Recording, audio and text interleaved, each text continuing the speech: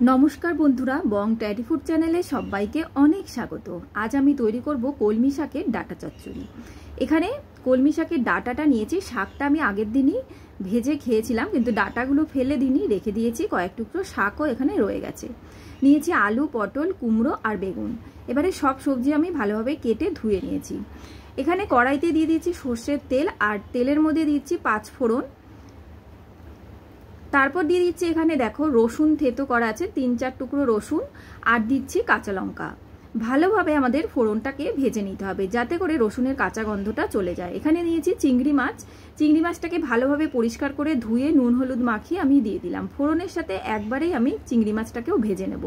তোমরা চাইলে আলাদাভাবে চিংড়ি মাছটা ভেজে তুলে রেখে তারপর রান্নাটা করতে পারো। ভালোভাবে দেখো চিংড়ি মাছ ফোড়নের সাথে ভাজা হয়ে গেছে। এরপর আমি সমস্ত সবজি যেগুলো ছোট ছোট করে কেটে রেখেছিলাম সেগুলো ভালো করে ধুয়ে দিয়ে দিচ্ছি।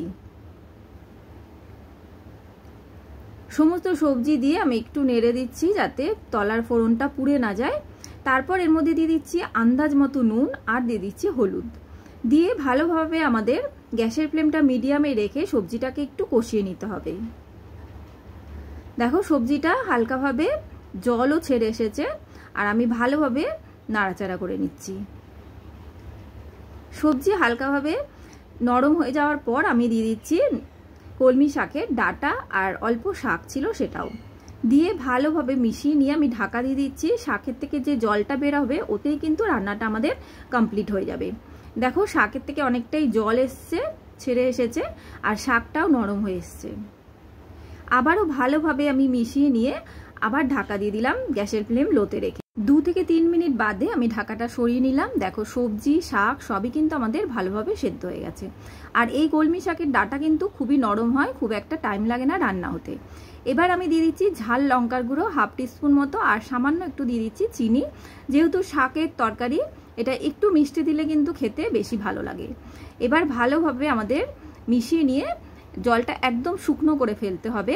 এই সময় গ্যাসের ফ্লেমটা একটু বাড়িয়ে দিয়ে রান্নাটা কমপ্লিট করতে হবে। দেখো একদম কমপ্লিট হয়ে গেছে রান্না। এবারে গ্যাসের ফ্লেম অফ করে দিচ্ছি। তারপর তোমাদের পরিবেশন করে দেখাচ্ছি কলমি শাকের এই চচ্চড়ি। এটা কিন্তু চিংড়ি মাছ ছাড়াও তোমরা করতে পারো নিরামিষভাবে। এই রেসিপিটা কিন্তু গরম ভাতের সাথেও ভালো লাগে, তাছাড়া রুটি দিয়ে খেতেও কিন্তু খারাপ লাগে না। কেমন লাগলো আমার এই রেসিপি অবশ্যই আমাকে কমেন্ট বক্সে জানিও। ভালো লাগলে একটা লাইক, শেয়ার এবং সাবস্ক্রাইব করে নিও চ্যানেলটিকে। তাহলে আজকের মতো এই পর্যন্তই, আবার চলে আসবো অন্য রেসিপি নিয়ে।